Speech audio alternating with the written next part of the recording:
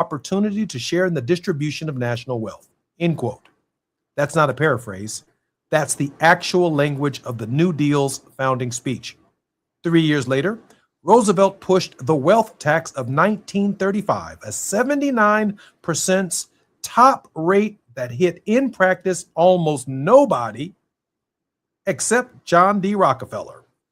Roosevelt's own Treasury Secretary called it a campaign document, and Roosevelt himself admitted privately why he did it: to steal the thunder of Senator Huey Long, whose, quote, share our wealth, quote, movement, cap personal fortunes, guarantee every family an income, was pulling millions of Democrats further to the left than Roosevelt ever intended to go. In other words, the New Deal itself was partly a Democratic president's answer to a Democratic socialist-style challenge from within its own coalition. Lyndon Johnson's Great Society doubled down on that inheritance in the 1960s. For roughly 50 years, redistribution wasn't a dirty word in Democratic politics. It was closer to the whole point. Then it changed.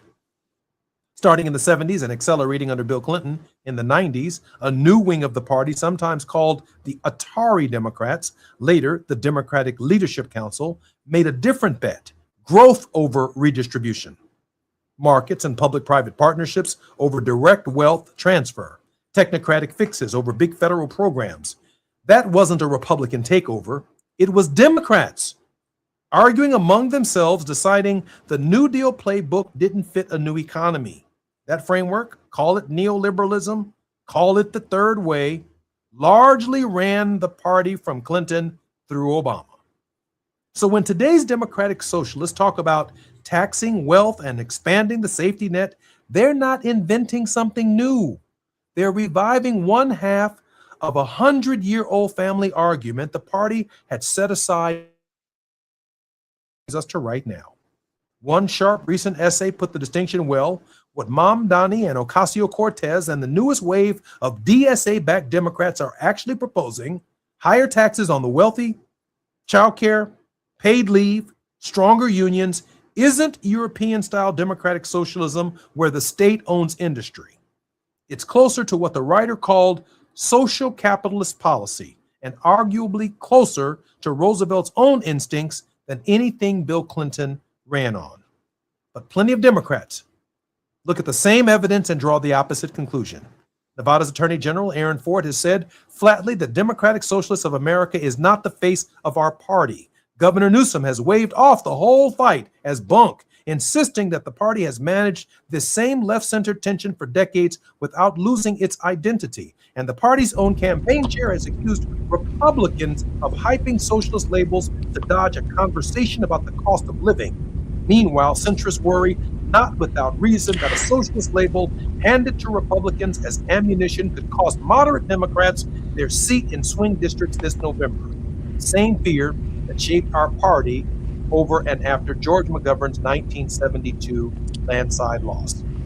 So now, as these chickens come home to roost within the Democratic Party, oftentimes the party that has firmly placed itself against Donald Trump, the people are asking more than new faces in Washington, D.C.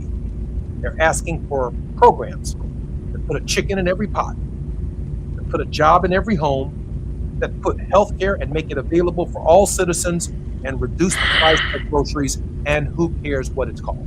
I'm Jesse Jackson Jr. When we come forward, Dr. S. Todd Yeary is our very special guest on Politics of Our Faith, our regular contributor and the principal of the Yeary Firm. More when we come forward on KBLA Talk 1580. It's afternoon drive time with Jesse Jackson Jr. Only on KBLA Talk 1580. As we go a little something like this. Talkers Magazine has spoken. Out of every talk radio host in America, Tavis Smiley ranks number 14 on the Heavy 100 list. One of the top 15 most important voices in the nation, right here on KBLA Talk 1580. Unapologetically progressive, unapologetically powerful. Tune in weekdays on the 9s, 9 a.m. to noon or 9 p.m. to midnight. This is your station. This is your voice. Let's get it on!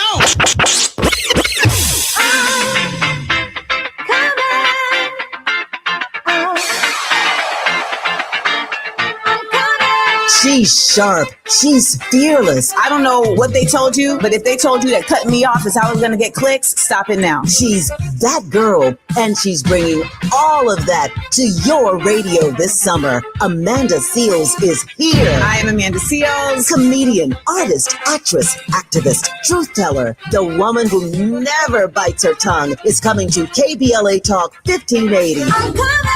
And baby, the conversations are about to be unmatched. Every Friday, she's going to be lit noon to 2 p.m. and back again 4 to 6 p.m. starting Friday, July 17th. Only on KBLA Talk 1580. Amanda Seales, keeping it real, keeping it raw, and keeping it rooted. Politics, pop culture, Black excellence, the stuff they don't want us talking about. Amanda's talking about all of it. You keep interrupting me when I'm talking, and you don't want to hear the point that I'm going to make.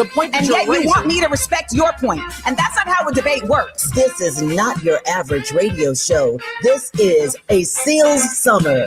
Fridays, noon to 2, 4 to 6. Starting Friday, July 17th. Only on KBLA Talk 1580.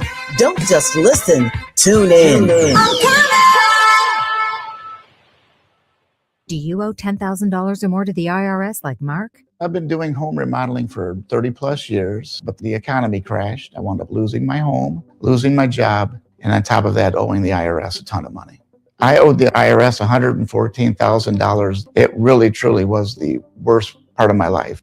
Then Mark found tax relief advocates. On news radio, I heard about TRA, and I thought, what's the worst that could happen? So I picked up the phone and I called them. When it was all said and done, TRA settled my $114,000 debt for $100, and I'm telling you, I was ecstatic. Could not believe it.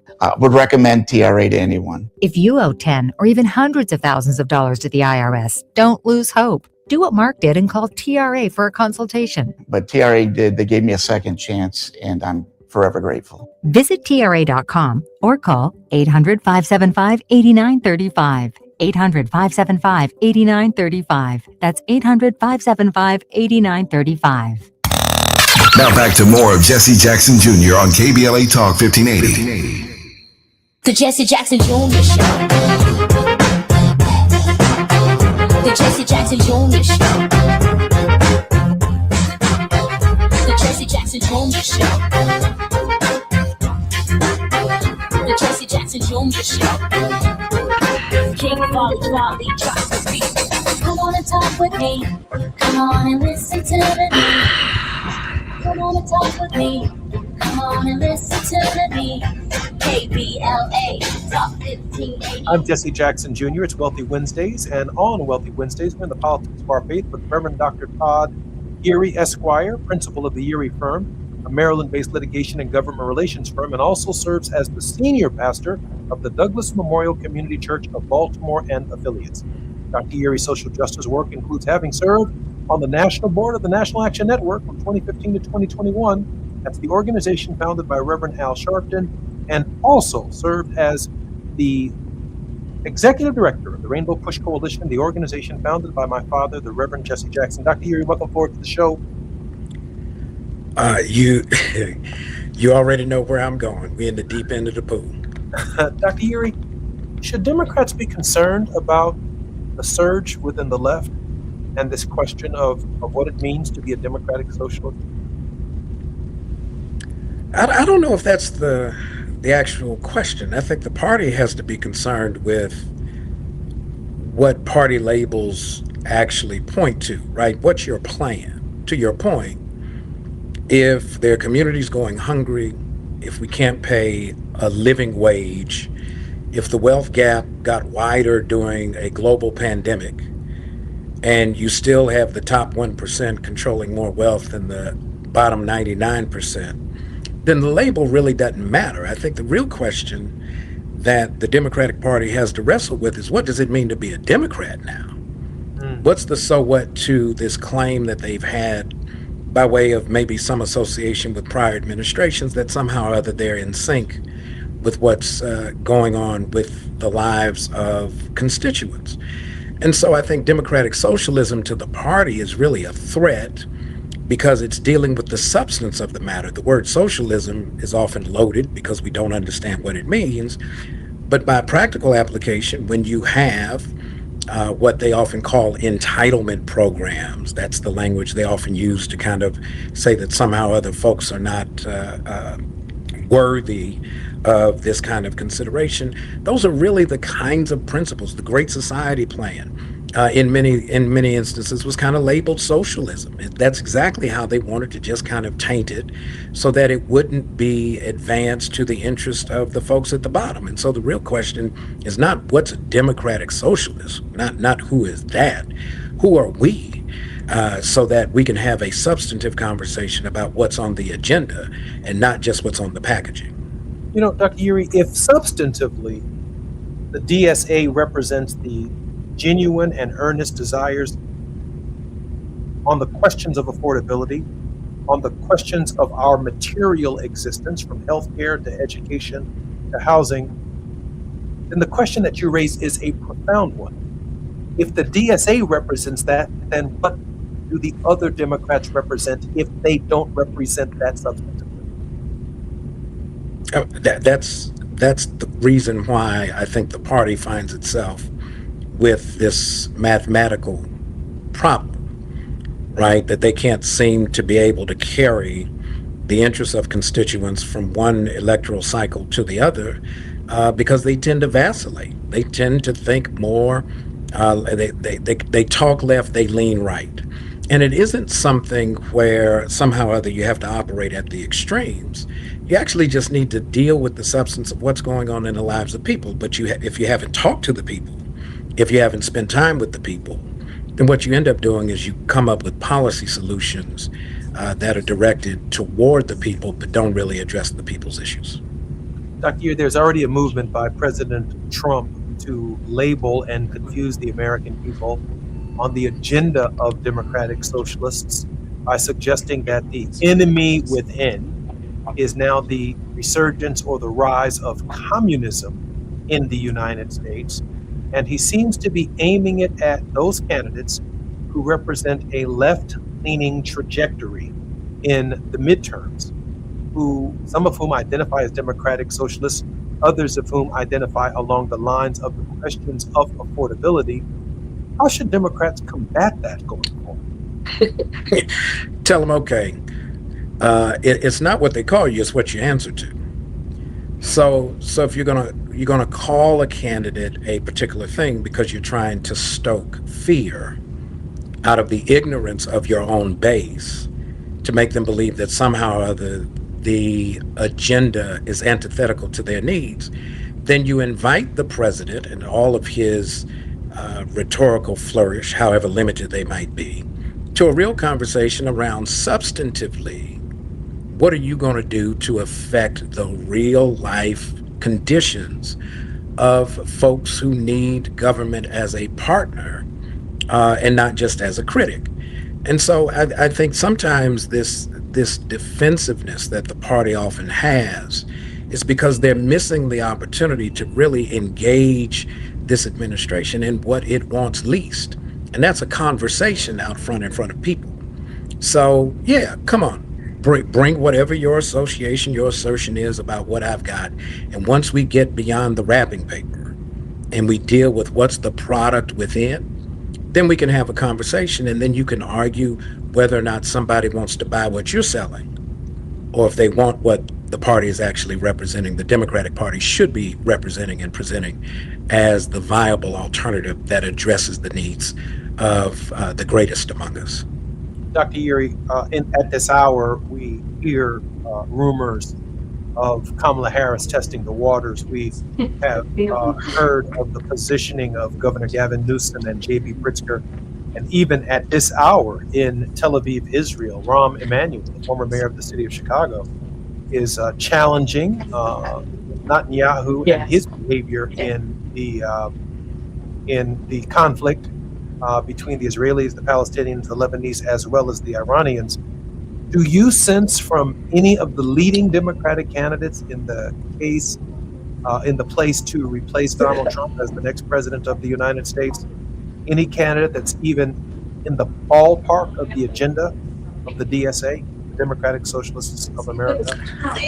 Well, it depends on the context, right? The DSA has largely spoken to domestic issues, right? What's happening within our national borders. They've spoken to some degree thematically toward international issues, but not with a whole lot of substantive solutions. When I heard the clips of Rahm Emanuel's presentation at Tel Aviv University today, the first thing that came to mind is he just fired his shot. In case anybody's wondering what that was a tell that he's positioning himself to be in the mix leading up to 2028. And what he did was he framed part of a conversation that folks really haven't spoken to with any great degree of specificity, and said, here's the solution. He didn't say 2 states. He said 23 states.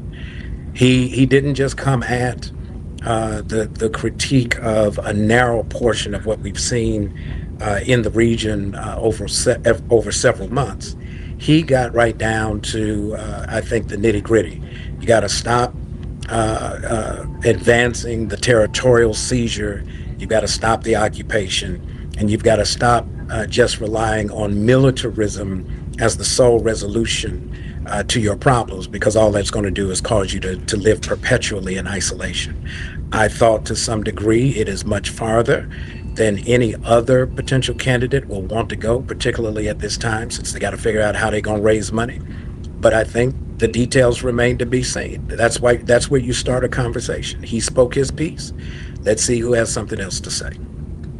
Doc, I before I leave this subject matter of democratic socialists and how the Democratic Party should see socialism, and I know we have about 6 minutes before we come forward, there are many tenets of the idea of socialism that actually reflect the ministry of Jesus of Nazareth, hence creating, for those of us who are in the pulpits and in the churches across our country every Sunday, this question of being told that democratic socialists who are arguing for the ministry of Jesus of Nazareth in practicality are also, on the other hand, being challenged because of this kind of communist scare that the president of the United States is making. There is a moral parallel between what the DSA stands for and the ministry of Jesus of Nazareth. Am I correct, Doc? If you read the book, it's pretty clear. Jesus was a liberal. But let's just start there. And what comes to mind is, on this one particular day, crowds have been hanging out with Jesus, and at about dinner time, the disciples suggest to Jesus that they ought send the crowd home because it was time to eat. And Jesus then says, no, don't send them home. You feed them, right? Now, when it's time to feed them, what they don't have is resource. They didn't even come prepared for the assignment. And so, but for one young lad who has his brown sack lunch of, 5 saltine crackers and a sardine can, they would have starved. But watch what happens. In the process of working through feeding 5,000 people, not counting women and children, so there was 5,000 men who were counted, more thousands than are recorded in the text. Not only out of this bold act of accountability and responsibility did they meet the needs of those who did not have enough, the text then says that the disciples left with 12 baskets full of what was left over. So my question had always been, if I'm not going to be attuned to the moment, why am I carrying around empty baskets expecting something in exchange for nothing effort? And so what we've been sold is this bill of goods that will skip over what the people need. But the folks that are entitled, the entitlement class that we often talk about, they always have their basket expecting it to be full, while the bellies of the people who are hungry go empty. Couldn't have been stated any clearer for all of our listeners by Dr. S. Todd Yeary in The Politics of Our Faith. Dr. Yeary, let me ask this question. Is it an unreasonable expectation that that which we understand and know about the character of Jesus of Nazareth, to assume that a government of, for, and by the people might adopt some of the characteristics of that ministry and actually see the importance of providing for the least of these in this context politically and in this environment? Depends on which people we're talking about, of, for, and by. If the people who think like, are influenced by, and model their lives after Jesus of Nazareth, if they're not fully engaged in process, then the government of, for, and by the people doesn't imply that it's for everybody. The government is of the people who participate, for the people who participate, and by the people who participate. And the problem is, it's far too long. We've allowed a lack of full engagement. I know we get into this splitting of hairs, well, we voted more than some other group. If our interests are still being denied, our participation is not where it needs to be. We've got to be the ones to drive the which people are we talking about. Very often we take exception when folks say you people. That's why we ought to say we people are the government, and we demand these needs be met. You're listening to The Politics of Our Faith on Wealthy Wednesdays with Dr. Hestad Uri. I'm Jesse Jackson Jr. Dr. Uri is a civil rights attorney and a public policy advocate. He holds a deep belief that honest dialogue creates opportunities to form strategic partnerships that strengthen families and communities. When we come forward, I'm very interested in Dr. Uri's opinion on that image that I think captures the reality of where we are, of the woman on the metro stations surrounded by white supremacists, the Patriot Party, the Patriot Group. I'm very interested in Dr. Uri's opinion because I think that moment, too, was defining of the 250th anniversary of the United States. More on KBLA Talk 1580. I'm Jesse Jackson Jr. More when we come forward in just a moment.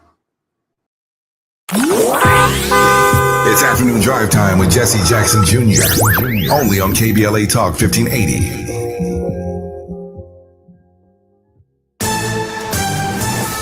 I'm Amber Payton with BIN News Now. Vice President J.D. Vance says Iran briefly stopped attacking ships in the Strait of Hormuz before resuming strikes. But the president has said to them very simply, the Strait of Hormuz is going to be open. Speaking in Milwaukee, Vance said President Trump has several options, but would not say what comes next.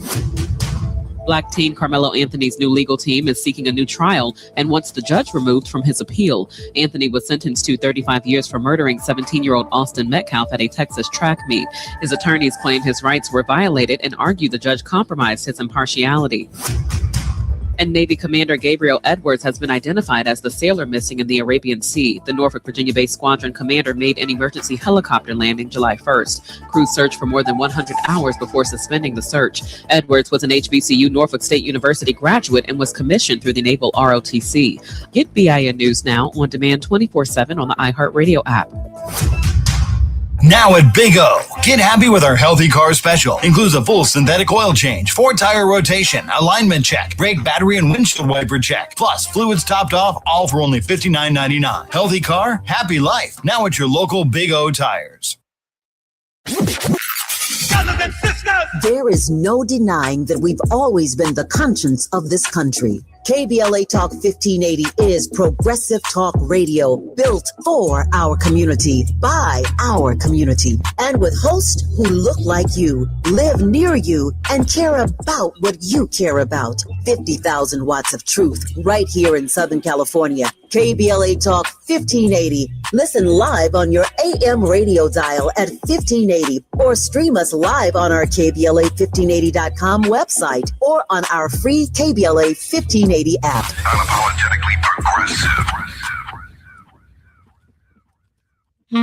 As the poet laureate of Harlem, Langston Hughes, once said, I too sing America. I am the darker brother. They send me to eat in the kitchen when company comes, but I laugh and eat well and grow strong. Tomorrow, I'll sit at the table when company comes. Nobody dare say to me, eat in the kitchen then. Besides, they'll see how beautiful I am and be ashamed. I too am America.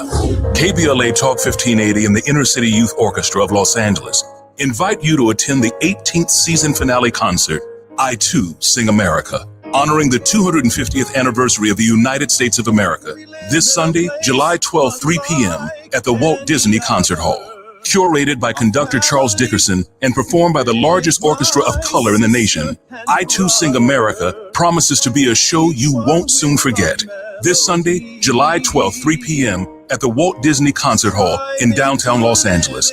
Purchase tickets at icyola.org or from the Music Center box office at musiccenter.org. I Too Sing America. You can't fix what you won't face. And we face it every day. This is KBLA Talk 1580. This November, you'll decide who leads California. So shouldn't you hear directly from the people asking for your vote? Join us for California Voices, a political town hall and ballot forum, Saturday, October 3rd, 2026. Meet candidates running for governor, lieutenant governor, attorney general, and other major statewide and local offices, including mayor of Los Angeles, city attorney, and LA County sheriff. Get clear, nonpartisan breakdowns of the propositions on your November ballot, both sides, no spin.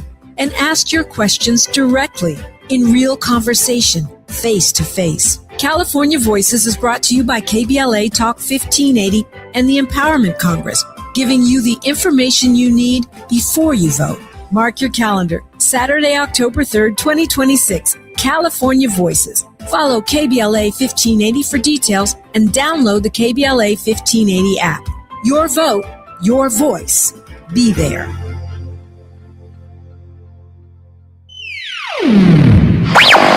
All I need is one mic. With a KBLA Talk 1580 editorial, I'm Tavis Smiley. Let's get something straight, shall we? Holding a black elected official accountable is not the same as having a personal beef with them. That distinction matters, and too often it gets blurred, sometimes on purpose, I think. The minute someone raises a real concern about outcomes, about votes, about spending priorities, about broken promises, it gets reframed as an attack, as disrespect, as tearing down our own. We need to stop that, y'all. That framing does a disservice to the very communities these leaders represent. Accountability is not betrayal. Accountability is what elected office requires from everybody, regardless of the seat or who's sitting in it. Let me ask you a quick question. Do you think I have a personal beef with Donald Trump? It ain't personal. It's his anti-black policies. You feel me? So why is it always framed as personal animus when the critique is in black? See, you can miss me with that mess. Black communities have fought too hard and for too long to get representation at the table. That fight doesn't end once someone wins an election and becomes president of the country, or for that matter, the city council. If anything, it raises the stakes. Representation without results is not the goal. Representation that delivers, now that's the goal. So, in the future, when we talk about a policy failure, let's talk about the policy. Let's keep our eyes on the actual record, the votes, the budgets, the promises, the perennially missed deadlines, the outcomes in people's daily lives. Because the moment we start treating accountability as disloyalty, we lose the ability to ask for better from anyone. We must never surrender our agency to be outraged when our leaders underperform. Our communities deserve leaders who welcome scrutiny, not ones who hide behind identity to avoid it. Now, let me put my hard hat on, go back outside, and see if these procrastination Crenshaw construction crews have shown up yet. I'm saving space for grace, but if these trucks don't show up soon, well, you already know. With the KBLA Talk 1580 editorial, I'm Tavis Smiley, and as always, we welcome your feedback.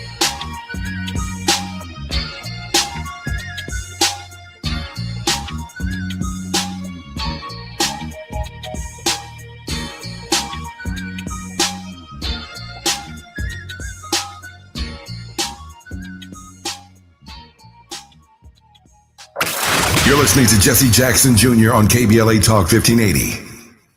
The Jesse Jackson Jr. Show. The Jesse Jackson Jr. Show. The Jesse Jackson Jr. Show. The Jesse Jackson Jr. Show. King Volley drops the beat. Come on and You're talk listening to with the me. Daylight Club. I'm Jesse Jackson Jr. on Wealthy Wednesdays and the Politics of Our Faith with Dr. S. Todd Geary.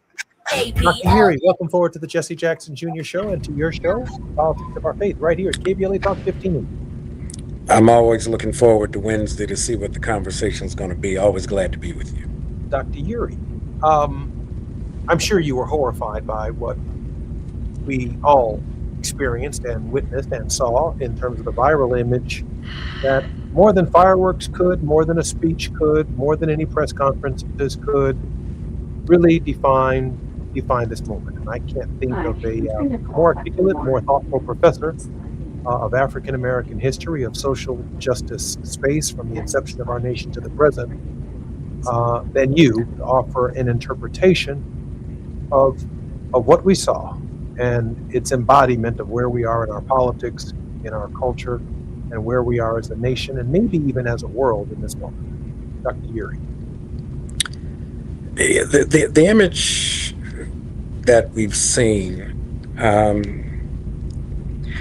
while there's been a lot of conversation about the effort and the attempt to intimidate our dear sister on public transit, you can see her face clearly.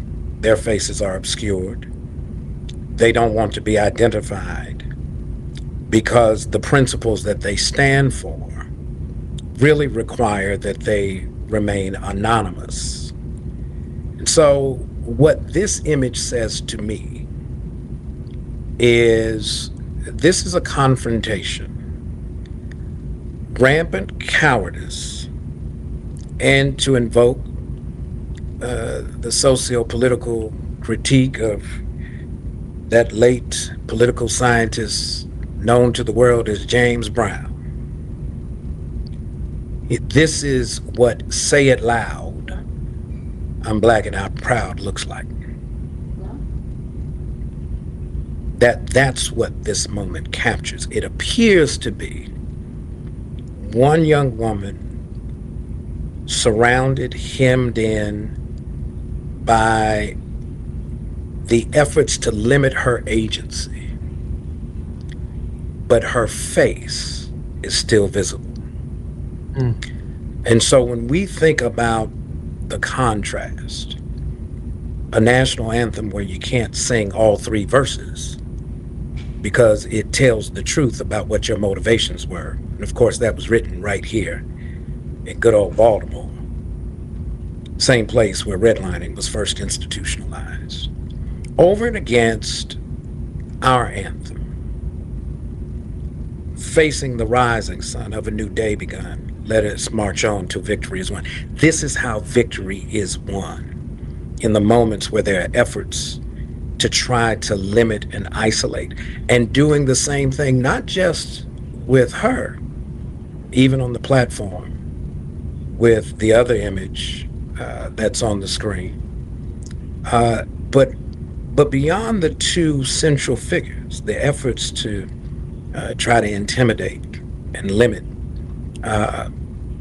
the women in the pictures, it doesn't matter whether they're on the train or on the platform or in the streets. They are so not sold on what they selling that they have to remain anonymous to play the game. And as long as they hiding like that, we've got to stand 10 toes down, being clear on who we are so that we can fight back. I really appreciate you saying that, because in the Black woman, there is the courage. This is who I am. This is what I stand for. These are the principles to which I believe and to which I adhere. I'm looking at you with my eyes wide open. Handsome, glasses, a suit and tie, in Baltimore, Maryland. You're looking at me with the red shirt on and my glasses on, and I have to move closer every now and again just to see a little clearer on the very small screen. But you raised this question of cowardice. That is, that the men and people who hide behind the masks are not capable of standing toe to toe with you on what they believe, because there's something in them, and I think Martin Luther King Jr.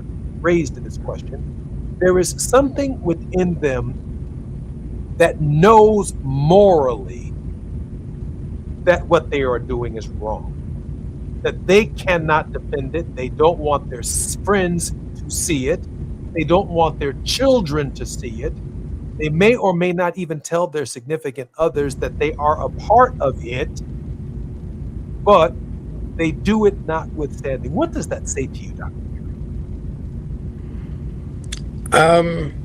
It says a couple of things. One is that this disease that gets spread so easily is sometimes a disease of proximity. That when we ignore, this is where I think our conversation has to be more intentional. When we avoid engaging in the truth telling that's required in this moment, not just about what they were trying to do, yeah, bad them, absolutely. But to those of us who live in that reality, and sometimes the folks in the mask are not so visible, but the microaggressions, the institutional structures that are designed to limit us appear every day with a baseball cap instead of a pointy hood. And we've got to be very, very clear that if we who don't find ourselves in the situation where this young sister is, if we don't step up and do what we need to do when we're not surrounded, then we betray having anything to say, good, bad, or indifferent, about the picture, because we might as well wear a mask too. Dr. Geary, during this period, I've heard and seen on social media as well a young African-American male who went out with his friends on an island in Mississippi. I think Ben Crump had jumped on top of the case, has come up missing, come up deceased, and much of both social media is saying that, you know, these are the consequences of being the only black person with all your white friends. Is that still a reality for black people today, particularly young African Americans, that they could find themselves in a situation where they are the butt of the jokes and the victims of some kind of animus? And again, we do not know the facts of what actually occurred. We're assuming that an investigation will be transparent. But is it something in this era that we need to be concerned about? I saw another image where a black woman, a young black girl, was at a swimming pool with all of her friends, and she's the only person who ended up in the pool. They threw her in the pool. Dr. Erie? Yeah.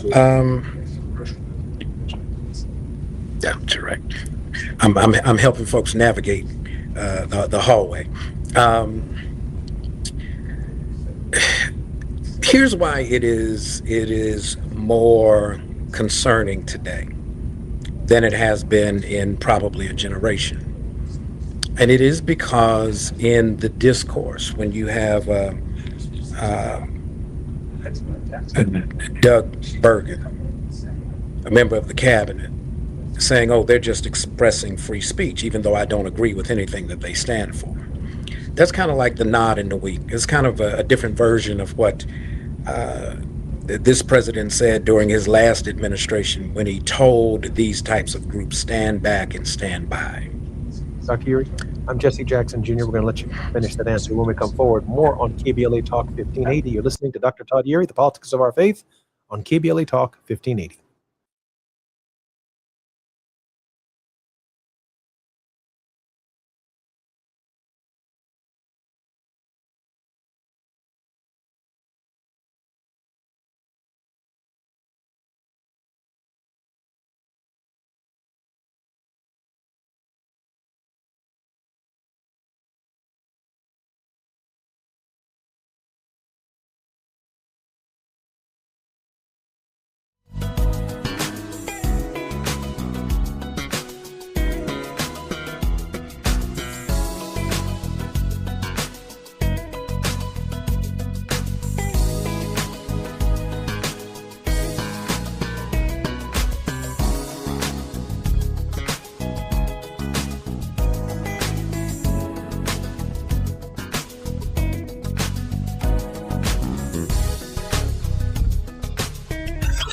While you're stuck in traffic, we can at least bring you up to speed on the news of the day. You're listening to Jesse Jackson Jr. only on KBLA Talk 1580.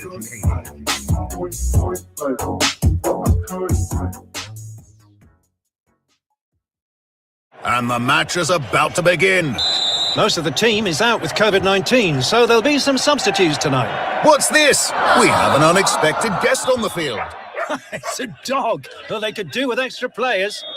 She's going for the ball. Are front paws hands or feet? Soccer season is full of surprises, and COVID-19 could be one of them. If you test positive, prescription medications may help. Ask your doctor if they're right for you. Learn more at PfizerForAll.com. Sponsored by Pfizer. This is the story of the one. As a maintenance engineer at a beverage manufacturing plant, he starts his day knowing every line is ready to run because Grainger delivers the industrial-grade products he needs to keep mixers, conveyors, and packaging equipment moving. With Grainger's vast selection of bearings, belts, and motors, he keeps operations running smoothly, so nothing grinds to a halt. Call 1-800-GRAINGER, click Grainger.com, or just stop by. Grainger, for the ones who get it done. Indeed presents hires you can't afford to get wrong, like public works supervisor. Hey, this waterman is under a ton of pressure. Did you ever fix it? Yeah, 3 layers of duct tape. Wait, should I have added a 4th layer?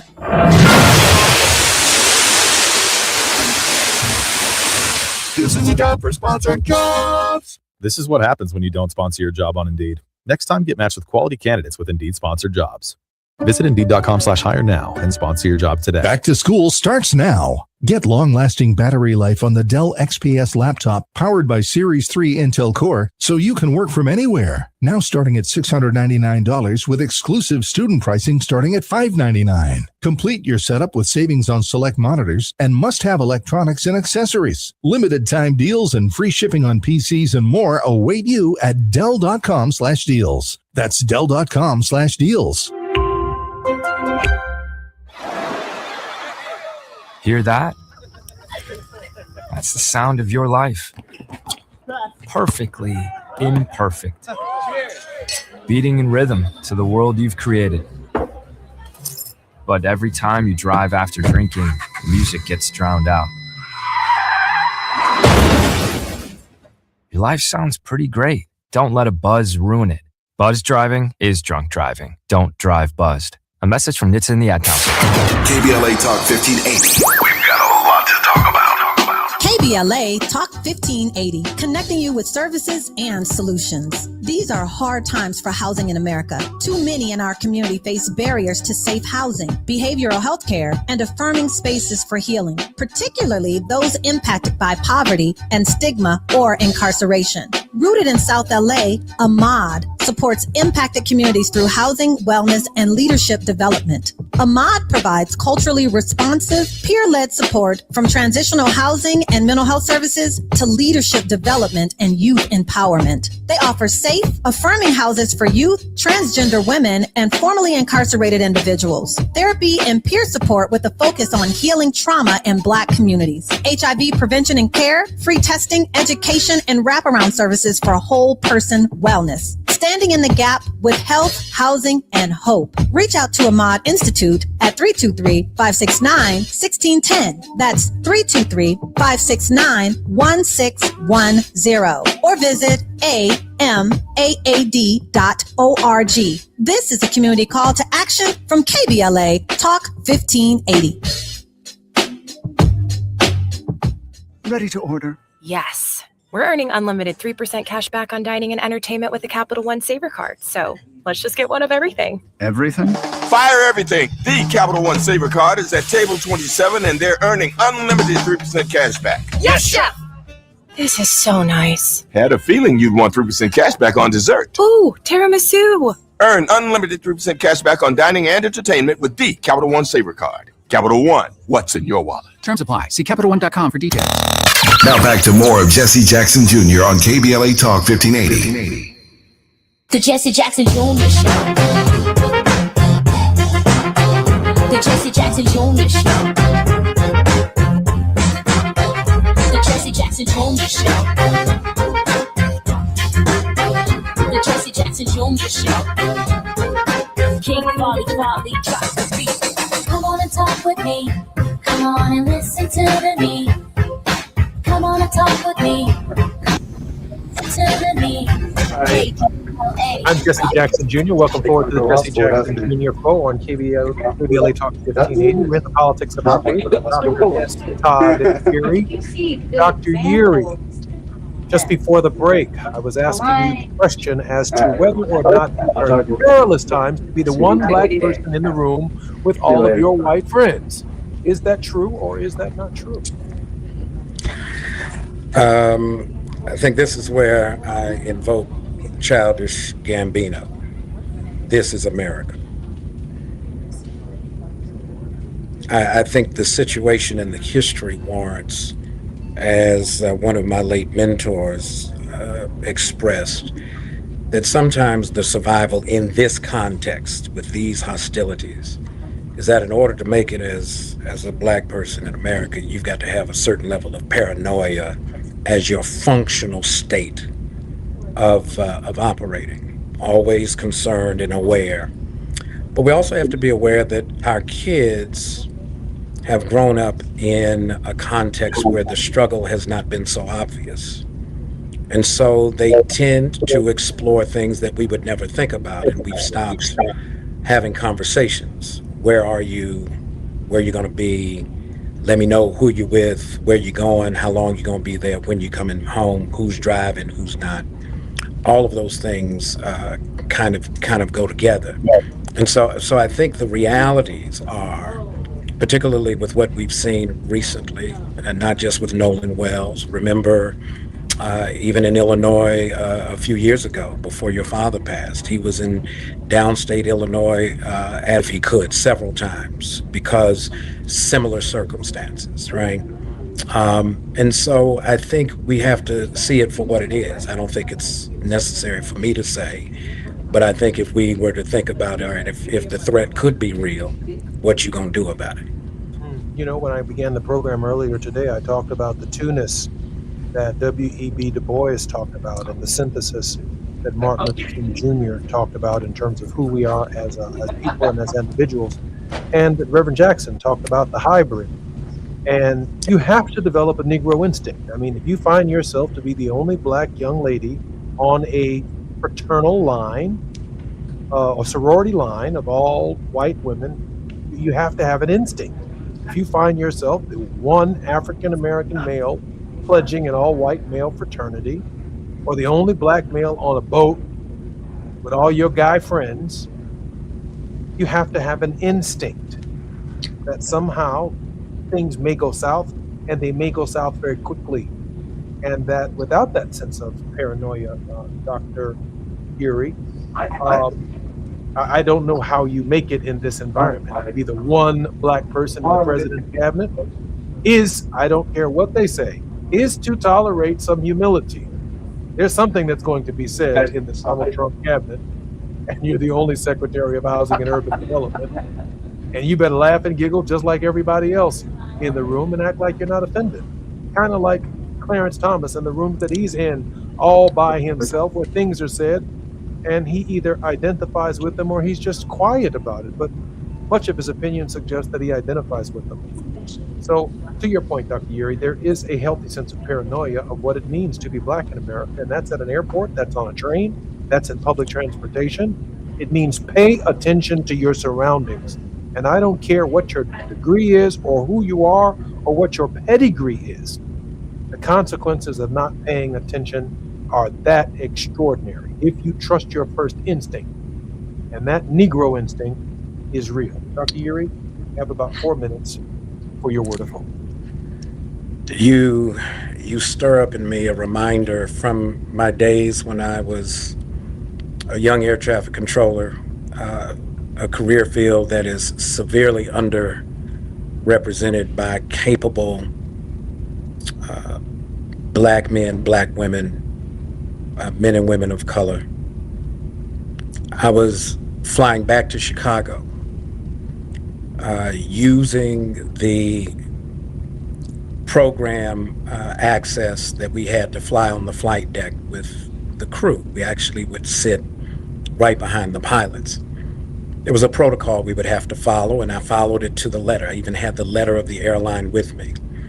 When I got to an airport in the Deep South, I gave the letter, gave my federal government ID, and I was immediately asked for my Illinois driver's license and my social security number. And I told the gate agent, I'm like, I have no need to give these to you because the letter says that I'm to give you this letter and my government ID and my flight deck pass. He insisted. I told him I wasn't going to give it to him. He said, I have no way of knowing whether or not your government ID, your federal government ID is legit. I said, well, since we're in Georgia and you're asking for an Illinois driver's license, you're not going to know if the Illinois driver's license is legit either. And so I continued to insist. When I left Augusta, Georgia in the morning, by the time I landed in Chicago at O'Hare Airport in the afternoon, the gate agent had called the airline company headquarters. The company headquarters had called Chicago Air Traffic Control Center and reported me. And it actually banned me from flying on the airline. I didn't mind it because the airline ended up going out of business. God don't like ugly. And so we have to stay true to where we are, because in these moments, we might be the Lone Ranger, the solo in the room, that we've got to be able to fight. I'm coming in just a sec, Reverend. But if we're going to maintain, we've got to maintain under these circumstances. We can't just talk about these folks who experience great difficulty. We've got to remember their names and remember their sacrifices. And we've got to be ready to respond in real time. So don't give up hope. Look at that image of that young sister on the train and let it be not your fear, but your inspiration. That I don't care how much you surround me by masked marauders who are too ashamed to show their faces. You be true to who you are and keep looking straight ahead. I'm Jesse Jackson Jr. You've been listening to S. Todd Urey, Dr. S. Todd Urey, both a lawyer and a minister. Courtroom every single day and in church on Sunday mornings, 1 foot in reality and 1 foot in church. I'm Jesse Jackson Jr. More on KBLA Talk 1580 when we come forward.